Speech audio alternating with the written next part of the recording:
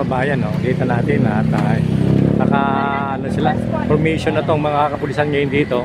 Sa tapat tayo mismo ng ng Senate. Yan, sa tapat tayo ng Senate. Punta doon, ang init-init eh. Nga eh. Dito lang ako. Katabi lang ako dito sa mga pulis. Ayan, nata sa kabila. Meron na rin doon sa kabila. Sa kabila na rin mga kababayan. Tapos ang dami pa, inaaral na nila agad nila. Abang kumampol, pang-impol nyo may guard, Luisan. Eric.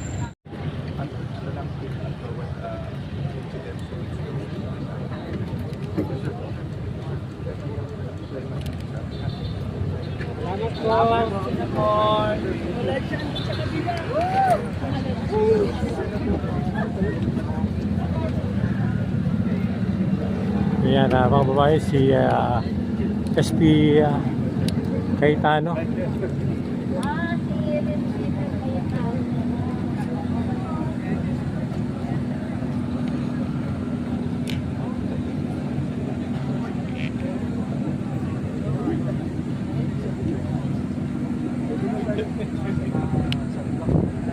Yun ang personal ng Commission on Audit at ang sinasabi ng mga Duterte supporters, cleared ka daw ng COA. Paano nangyari yun?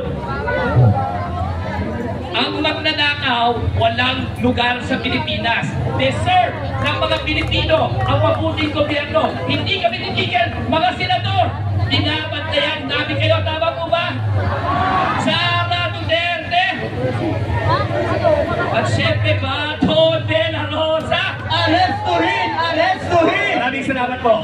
Maraming salamat po, Atty. Dino, sa napakainit niyong mensahe ngayong hapong ito.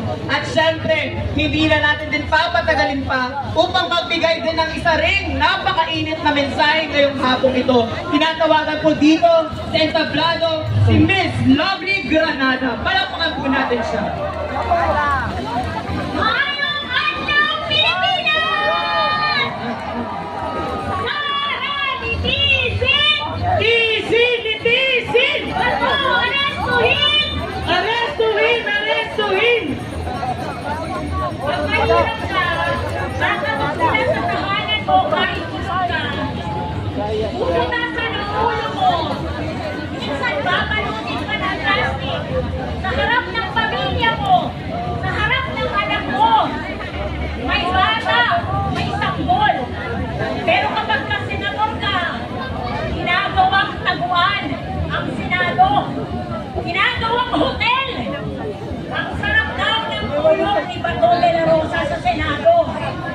Ang sarap ng buhay ng mo! Hindi ko na itutuloy na yung mga paring tayo. Ng po! Habulan, suntukan sa Senado may mga nagkaka... Trabaho ng pagbayanan na magpahinang ng lakas ng loob sa mga senador na natatakbuhan ng NBI sa parating ng mga ridikulo reklamo ng pamilya. Kaya, tutuloy po tayo, wala po buwi, at makikita kita po tayo sa lansangan from birthday na kailangan